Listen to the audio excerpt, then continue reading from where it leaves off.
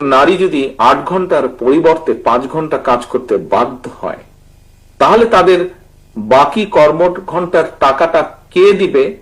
এটি একটি বিরাট প্রশ্ন। মারা ৫ ঘন্টা কাজ করে ৮ ঘন্টার বেতন পাবেন ইনশাআল্লাহ। তবে সেই ৩ ঘন্টার বেতন শিল্প মালিকদেরকে দিতে হবে না, এটা দিতে বাধ্য থাকবে সরকার। বলবেন ঠিক আছে, বেতন না হয়ে দিলেন, ৩ ঘন্টা যে খালি হয়ে গেল, সেই কাজের গ্যাপ কিভাবে পূরণ হবে? দুনিয়ার বহু দেশে পার্ট টাইম সরকারি জব আছে।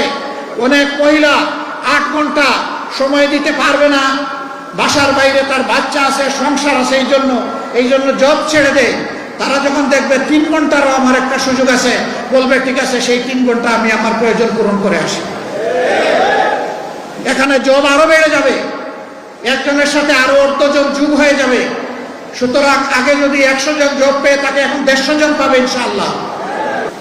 যদি কোনো শিল্প, কোনো ইন্ডাস্ট্রি মহিলাদেরকে কাজে নিতে না চায়, সরকার নীতিমালা করে দেবে যে এতটুকু নিতে হবে।